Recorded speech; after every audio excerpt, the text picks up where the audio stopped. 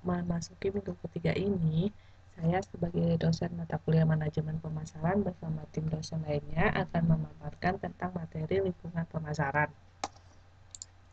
Adapun tujuan dari pembelajaran ini yaitu untuk mempelajari lingkungan pemasaran dan bagaimana cara perusahaan menganalisis lingkungan tersebut untuk memahami pasar dan konsumen dengan lebih baik, di mana perusahaan juga harus terus mengamati dan mengelola lingkungan pemasaran untuk mencari adanya peluang dan mencegah ancaman yang akan muncul. Apa itu lingkungan pemasaran? Jadi sebelum kita ke sana itu ada namanya tujuan pokok perusahaan. Jadi tujuan pokok perusahaan itu satu itu untuk memperoleh laba, dua untuk meningkatkan harga saham, tiga meningkatkan volume penjualan, dan empat mempertahankan kelangsungan hidup perusahaan. Jadi agar mampu mencapai tujuan tersebut secara efektif dan efisien, maka perusahaan memperhatikan kekuatan-kekuatan yang mempengaruhi kinerjanya yang berasal dari lingkungan sekitarnya. Jadi di sini lingkungan pemasaran itu terdiri dari semua pelaku dan kekuatan yang mempengaruhi kemampuan perusahaan untuk melakukan transaksi bisnis secara efektif dengan pasar sasarannya. Jadi di sini pelaku dan kekuatan yang mempunyai pengaruh kemampuan perusahaan itu dapat dibagi menjadi dua kelompok, yaitu ada namanya lingkungan mikro dan ada namanya lingkungan makro. Jadi di sini lingkungan mikro perusahaan itu terdiri dari pelaku lain yang dekat dengan perusahaan dan bergabung untuk membentuk jaringan penghantar nilai perusahaan atau mempengaruhi kemampuannya untuk melayani pelanggannya. Nah, lingkungan mikro perusahaan itu ada namanya internal atau dan saluran pemasaran. Jadi satu lingkungan eh, Jadi lingkungan mikro itu meliputi lingkungan internal perusahaan itu terdiri dari beberapa departemen dan tingkat manajemennya kan. Di sini di sini area fungsional seperti top manajemen, keuangan, kapasitas produksi dan lain-lain. Terus para manajer di suatu perusahaan mulai dari tingkat kelompok, divisi hingga bagian-bagian dalam perusahaan itu harus saling bekerja sama secara berkesinambungan. Karena setiap keputusan strategis yang diputuskan oleh manajemen puncak itu harus diikuti oleh masing-masing divisi atau bagian. Jadi, di bawah konsep pemasaran, semua fungsi dalam organisasi harus memikirkan konsumen. Jadi, bekerja sama secara harmonis untuk memberikan nilai dan kepuasan pelanggan yang unggul. Jadi, adapun lingkungan mikro di sini yaitu ada pemasok dan perantara pemasaran. Jadi pemasok dan perantara pemasaran itu contohnya seperti penjual perantara, terus ada firma distribusi fisik, ada agen jasa pemasaran dan perantara keuangan. Jadi semua firma saluran pemasaran itu saling bekerja sama untuk menciptakan nilai untuk pelanggannya. Jadi yang ketiga itu namanya pasar. Jadi di sini pasar itu ada 5 jenis pasar pelanggan. Jadi pasar pelanggan itu yaitu perusahaan yang menyediakan produk, barang dan jasa pada pasar sasaran. Pasar sasaran itu terdiri dari satu atau lebih dari 5 macam pasar pelanggan tersebut. Jadi ada 5 pasar pelanggan, yaitu satu pasar konsumen, itu merupakan individu-individu atau rumah tangga yang membeli produk atau barang dan jasa untuk konsumsi pribadi. Terus ada pasar bisnis atau pasar industri. Jadi ini organisasi yang membeli produk dan jasa dibutuhkan untuk memproduksi produk-produk dan jasa-jasa lainnya dengan maksud memperoleh keuntungan dan atau mencapai sasaran lainnya. Jadi ada pasar penjual perantara. Sini pasar penjual perantara organisasi yang membeli produk dan jasa dengan maksud menjual kembali barang dan jasa itu agar memberikan keuntungan bagi mereka. Terus ada lagi pasar pemerintah. Jadi pasar pemerintah itu adalah lembaga-lembaga pemerintah yang membeli produk dan jasa agar menghasilkan pelayanan kepada masyarakat umum atau mengalihkan barang dan jasa kepada pihak lain yang membutuhkannya. Yang terakhir, pasar internasional, yaitu pembeli yang terdapat di luar negeri termasuk konsumen, produser, penjual kembali, dan pemerintah asing. Yang ketiga itu ada namanya pesaing. Nah, pesaing itu menantang perusahaan dalam usahanya melayani pelanggan dengan lebih baik. Di sini Jadi cara terbaik bagi suatu perusahaan untuk menguasai atau memenangkan persaingan adalah dengan mengambil sudut pandangan pelanggan. Jadi di sini ada tipe pesaing dibedakan pesaing macam-macam keinginan, pesaing macam jenis pemuas keinginan, pesaing jenis produk, dan pesaing merek dagang. Terakhir itu adalah beragam masyarakat, di mana mempunyai kepentingan aktual atau potensial atau dampak bagi kemampuan perusahaan untuk memenuhi tujuannya. Jadi di sini masyarakat itu ada kelompok yang punya minat nyata atau yang masih terpendam atau yang memberikan dampak terhadap kemampuan organisasi untuk mencapai sasaran-sasarannya.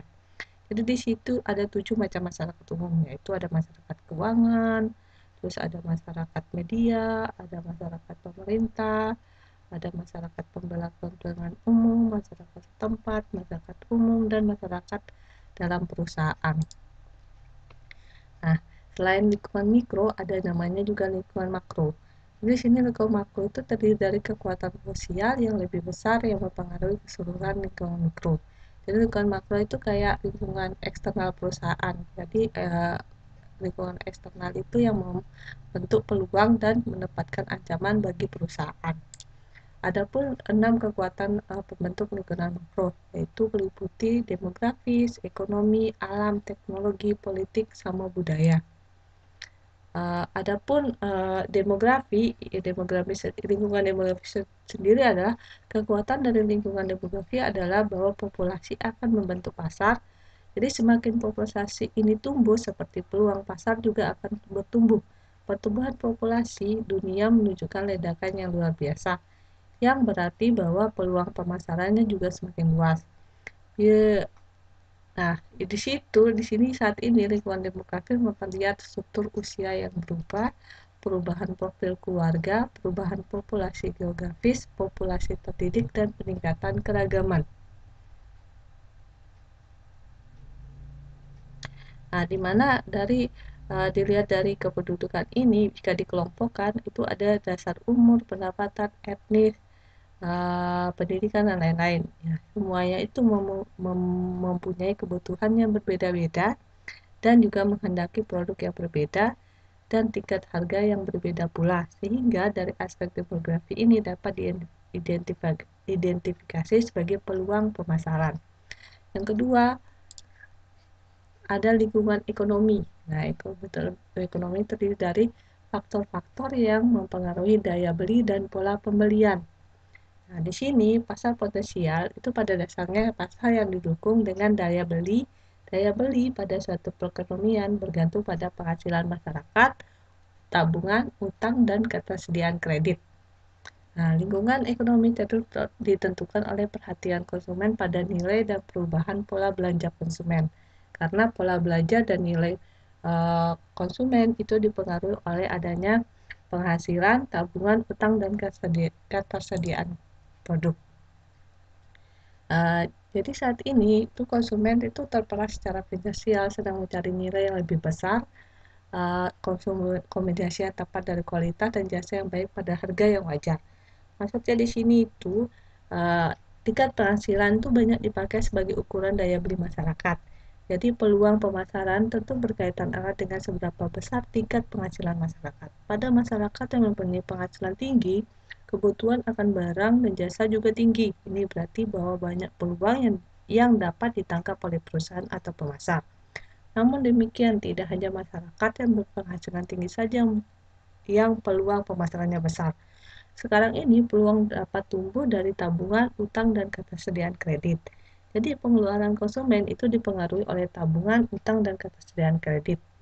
Jadi dewasa ini untuk mendapatkan barang dan jasa tidak harus didukung dengan uang tunai. Jadi barang dan jasa dapat diperoleh melalui jaminan tabungan, utang, atau melalui kredit dengan modal cicilan. Jadi bagi pemasar, ini merupakan peluang yang sangat baik. Yang penting adalah bahwa pemasar harus mengamati dengan cermat setiap perubahan dalam penghasilan, gaya hidup, pola peminjaman, suku bunga, tabungan, karena faktor itu dapat menimbulkan dampak besar pada bisnis.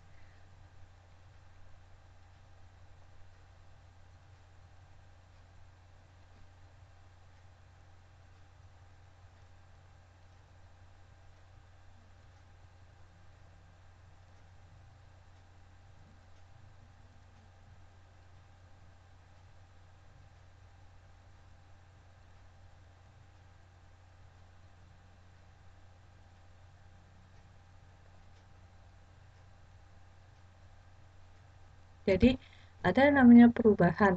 Jadi perubahan penghasilan dalam beberapa tahun terakhir, konsumen Amerika juga jatuh dalam hiruk-pikuk konsumsi.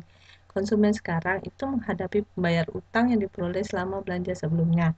Jadi nilai pemasaran hanya kombinasi yang tepat dari kualitas produk dan layanan dengan harga yang adil. Jadi ada juga mengubah pola pengeluaran konsumen.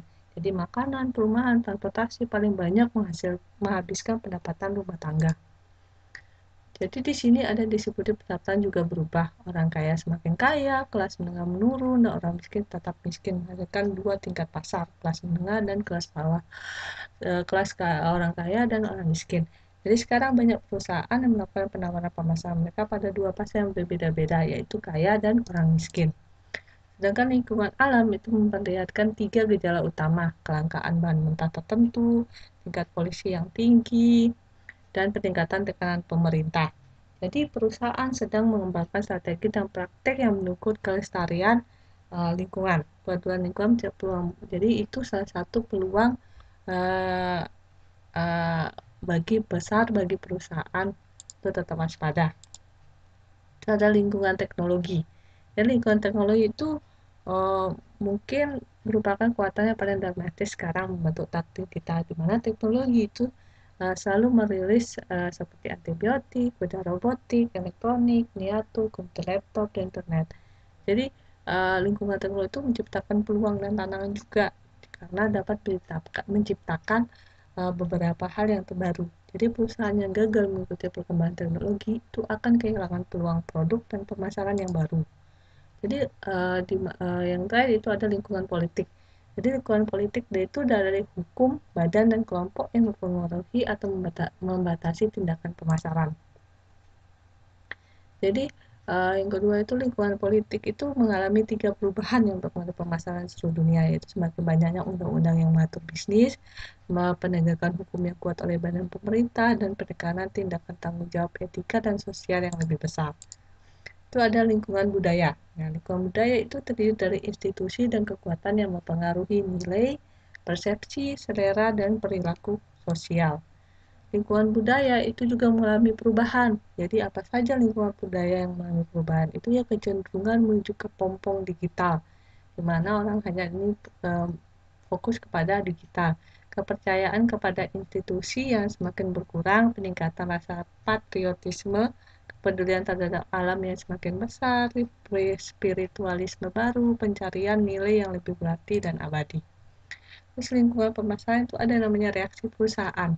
Jadi perusahaan dapat secara pasif menerima lingkungan pemasaran sebagai elemen yang tidak dapat dikendalikan, di mana mereka apa yang harus mereka lakukan atas elemen dari lingkungan pemasaran itu harus reaksinya perusahaan itu ada namanya beradaptasi. Jadi harus beradaptasi pada lingkungan